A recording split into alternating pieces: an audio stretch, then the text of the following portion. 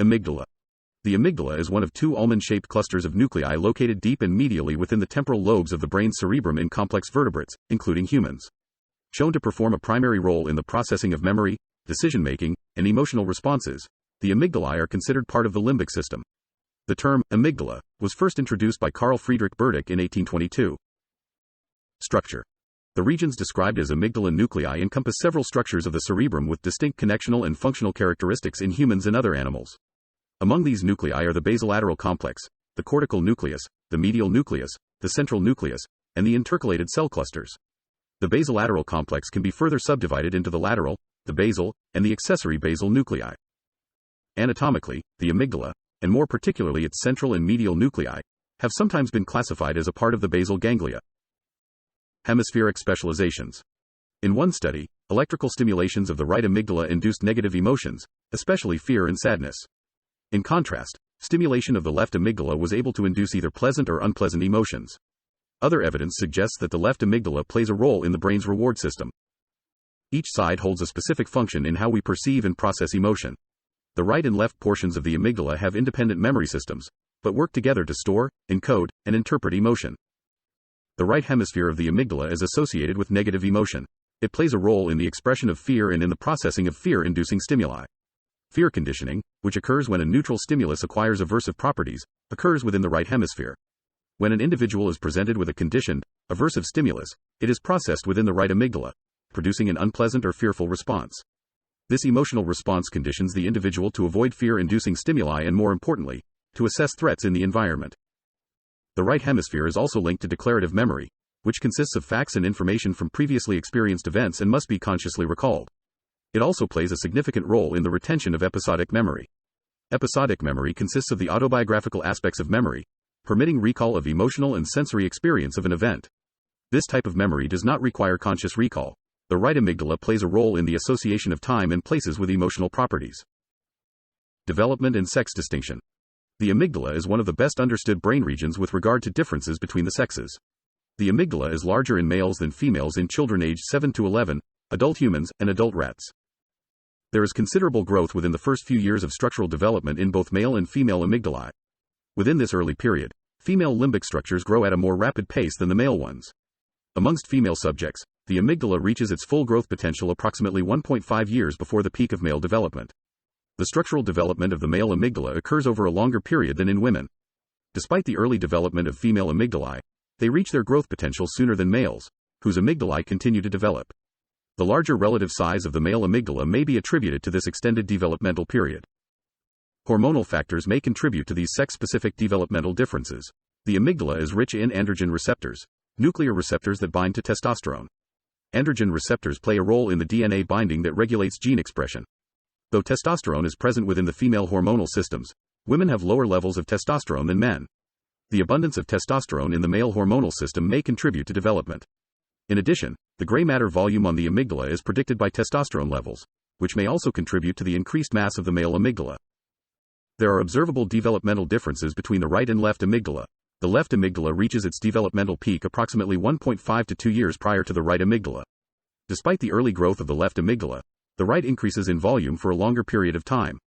The right amygdala is associated with response to fearful stimuli as well as face recognition.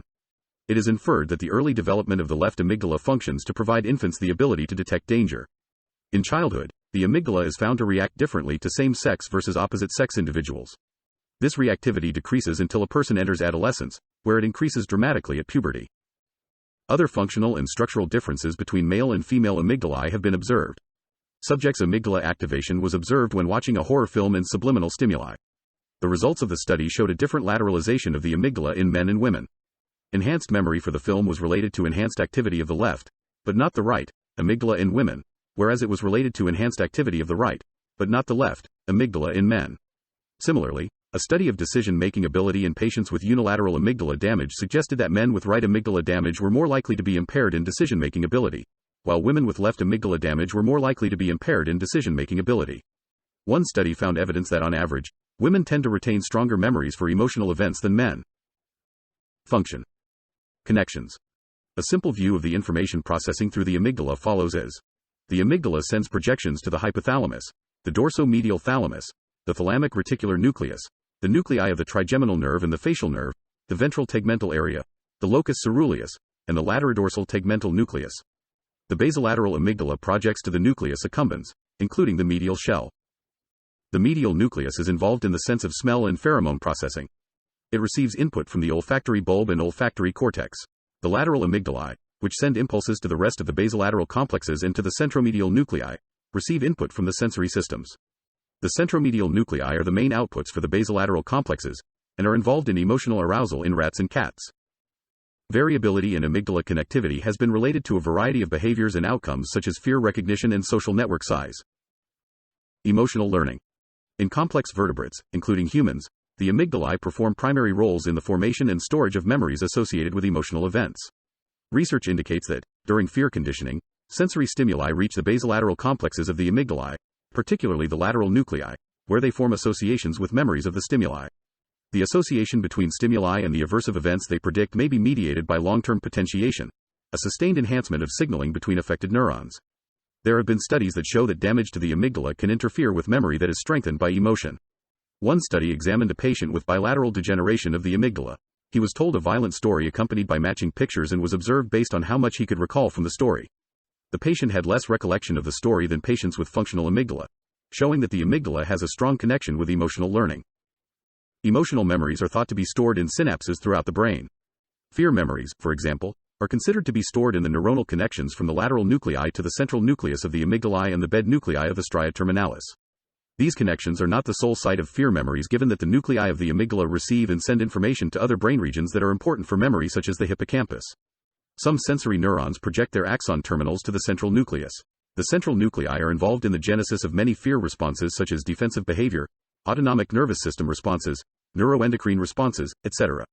Damage to the amygdala impairs both the acquisition and expression of Pavlovian fear conditioning, a form of classical conditioning of emotional responses. Accumulating evidence has suggested that multiple neuromodulators acting in the amygdala regulates the formation of emotional memories. The amygdalae are also involved in appetitive conditioning. It seems that distinct neurons respond to positive and negative stimuli, but there is no clustering of these distinct neurons into clear anatomical nuclei. However, lesions of the central nucleus in the amygdala have been shown to reduce appetitive learning in rats.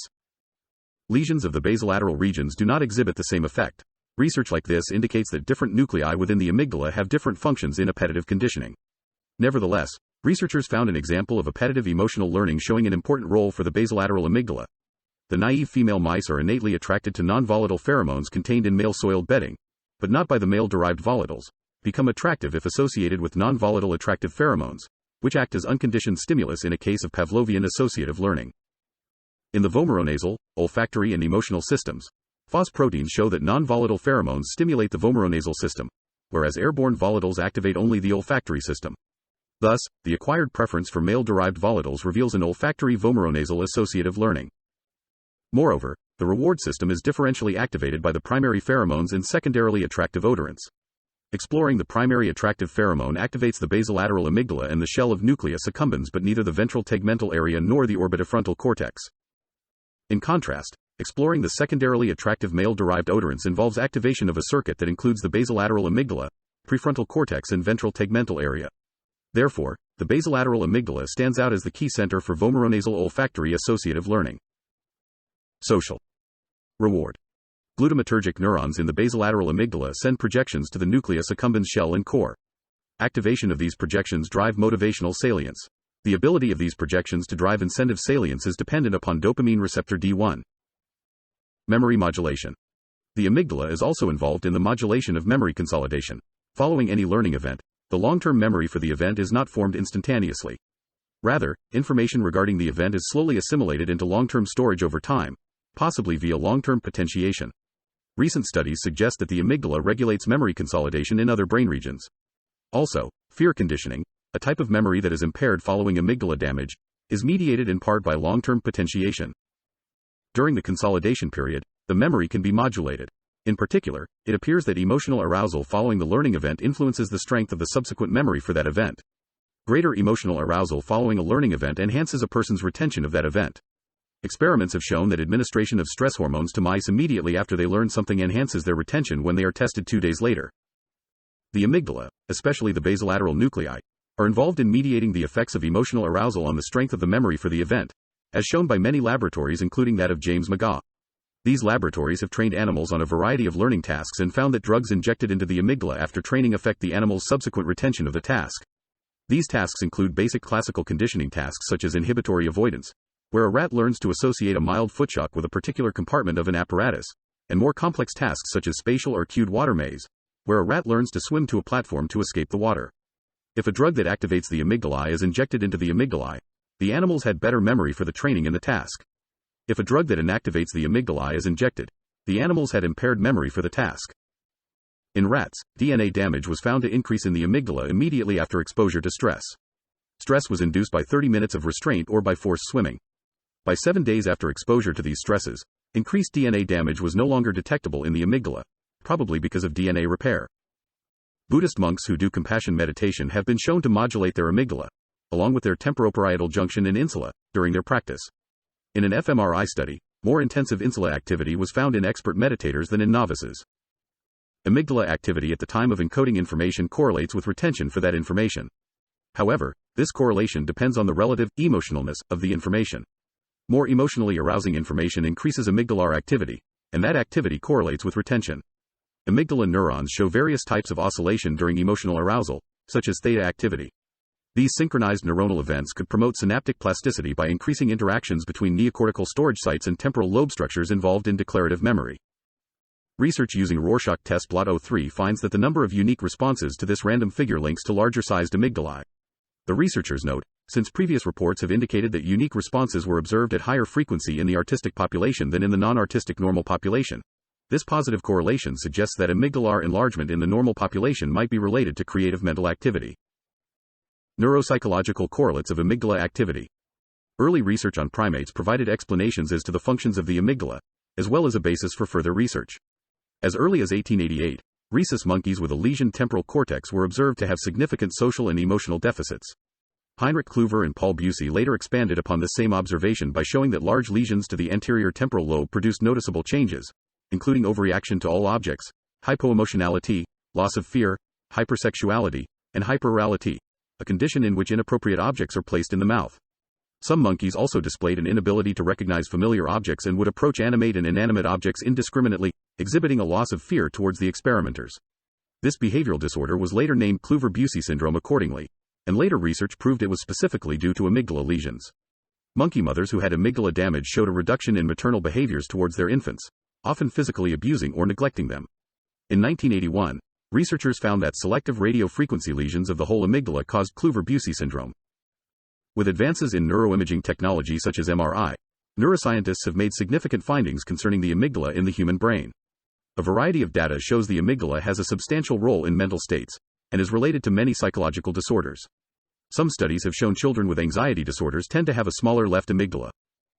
In the majority of the cases, there was an association between an increase in the size of the left amygdala with the use of SSRIs or psychotherapy. The left amygdala has been linked to social anxiety disorder, obsessive and compulsive disorders, and post-traumatic stress disorder, as well as more broadly to separation and generalized anxiety disorder. In a 2003 study, subjects with borderline personality disorder showed significantly greater left amygdala activity than normal control subjects. Some borderline patients even had difficulties classifying neutral faces or saw them as threatening. Individuals with psychopathy show reduced autonomic responses to instructed fear cues than otherwise healthy individuals. In 2006, researchers observed hyperactivity in the amygdala when patients were shown threatening faces or confronted with frightening situations. Patients with severe social phobia showed a correlation with increased response in the amygdala. Similarly, depressed patients showed exaggerated left amygdala activity when interpreting emotions for all faces, and especially for fearful faces. This hyperactivity was normalized when patients were administered antidepressant medication. By contrast, the amygdala has been observed to respond differently in people with bipolar disorder. A 2003 study found that adult and adolescent bipolar patients tended to have considerably smaller amygdala volumes and somewhat smaller hippocampal volumes. Many studies have focused on the connections between the amygdala and autism. Studies in 2004 and 2006 showed that normal subjects exposed to images of frightened faces or faces of people from another race will show increased activity of the amygdala, even if that exposure is subliminal. However, the amygdala is not necessary for the processing of fear-related stimuli, since persons in whom it is bilaterally damaged show rapid reactions to fearful faces, even in the absence of a functional amygdala. Sexual orientation. Recent studies have suggested possible correlations between brain structure, including differences in hemispheric ratios and connection patterns in the amygdala, and sexual orientation. Homosexual men tend to exhibit more feminine patterns in the amygdala than heterosexual males do, just as homosexual females tend to show more masculine patterns in the amygdala than heterosexual women do. It was observed that amygdala connections were more widespread from the left amygdala in homosexual males, as is also found in heterosexual females. Amygdala connections were more widespread from the right amygdala in homosexual females, as in heterosexual males. Social. Increased activity in the amygdala following compassion-oriented meditation may contribute to social connectedness. Similarly, the structural white matter connectivity to other brain regions is also associated with social network size. Amygdala volume correlates positively with both the size and the complexity of social networks. Individuals with larger amygdalae had larger and more complex social networks. The amygdala is responsible for facial recognition and allows others to respond appropriately to different emotional expressions. They were also better able to make accurate social judgments about other person's faces. The amygdala's role in the analysis of social situations stems specifically from its ability to identify and process changes in facial features. It does not, however, process the direction of the gaze of the person being perceived. The amygdala is also thought to be a determinant of the level of a person's emotional intelligence. It is particularly hypothesized that larger amygdalae allow for greater emotional intelligence, enabling greater societal integration and cooperation with others. The amygdala processes reactions to violations concerning personal space. These reactions are absent in persons in whom the amygdala is damaged bilaterally. Furthermore, the amygdala is found to be activated in fMRI when people observe that others are physically close to them, such as when a person being scanned knows that an experimenter is standing immediately next to the scanner, versus standing at a distance. Aggression. Animal studies have shown that stimulating the amygdala appears to increase both sexual and aggressive behavior. Likewise, studies using brain lesions have shown that harm to the amygdala may produce the opposite effect. Thus, it appears that this part of the brain may play a role in the display and modulation of aggression. Fear. There are cases of human patients with focal bilateral amygdala lesions due to the rare genetic condition Urbach-Wiethe disease. Such patients fail to exhibit fear-related behaviors, leading one, SM, to be dubbed the woman with no fear. This finding reinforces the conclusion that the amygdala plays a pivotal role in triggering a state of fear. Alcoholism and binge drinking. The amygdala appears to play a role in binge drinking, being damaged by repeated episodes of intoxication and withdrawal. Protein kinase C epsilon in the amygdala is important for regulating behavioral responses to morphine, ethanol, and controlling anxiety-like behavior. The protein is involved in controlling the function of other proteins and plays a role in development of the ability to consume a large amount of ethanol. The duration of chronic alcohol consumption and abstinence may affect dynamic brain network adaptations. When excessive drinking occurs, the amygdala is affected through behavioral changes and reduces the brain's plasticity. Brain plasticity is how our brain grows and develops. It is also how our neurons can make connections with other neurons. This ultimately increases our neural pathways, allowing us to increase our knowledge of the world around us. When our brain plasticity decreases, it makes it difficult for neurons to make connections to other neurons. Often when binge drinking or alcoholism occurs, our amygdala is affected and leads to behavior damage. These behavioral damages can be lack of control, inability to conduct oneself in a mature manner, aggressive behavior, loss of conduct, anxiety, depression, personality disorders, excessive drug intake, bipolar disorder, confusion, higher tolerance levels, irritability, and inappropriate sexual behaviors with others and self. Anxiety.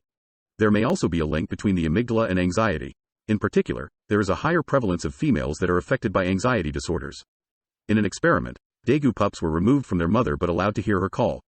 In response, the males produced increased serotonin receptors in the amygdala but females lost them. This led to the males being less affected by the stressful situation.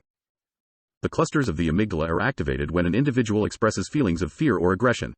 This occurs because the amygdala is the primary structure of the brain responsible for fight or flight response. Anxiety and panic attacks can occur when the amygdala senses environmental stressors that stimulate fight or flight response. The amygdala is directly associated with conditioned fear. Conditioned fear is the framework used to explain the behavior produced when an originally neutral stimulus is consistently paired with a stimulus that evokes fear. The amygdala represents a core fear system in the human body, which is involved in the expression of conditioned fear. Fear is measured by changes in autonomic activity including increased heart rate, increased blood pressure, as well as in simple reflexes such as flinching or blinking. The central nucleus of the amygdala has direct correlations to the hypothalamus and brainstem, areas directly related to fear and anxiety. This connection is evident from studies of animals that have undergone amygdalae removal. Such studies suggest that animals lacking an amygdala have less fear expression and indulge in non-species-like behavior. Many projection areas of the amygdala are critically involved in specific signs that are used to measure fear and anxiety. Mammals have very similar ways of processing and responding to danger. Scientists have observed similar areas in the brain, specifically in the amygdala, lighting up or becoming more active when a mammal is threatened or beginning to experience anxiety. Similar parts of the brain are activated when rodents and humans alike observe a dangerous situation, the amygdala playing a crucial role in this assessment. By observing the amygdala's functions, it can determine why one rodent may be much more anxious than another. There is a direct relationship between the activation of the amygdala and the level of anxiety the subject feels. Feelings of anxiety start with a catalyst, an environmental stimulus that provokes stress. This can include various smells, sights, and internal sensations that result in anxiety.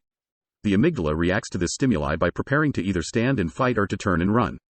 This response is triggered by the release of adrenaline into the bloodstream. Consequently, blood sugar rises, becoming immediately available to the muscles for quick energy. Shaking may occur in an attempt to return blood to the rest of the body.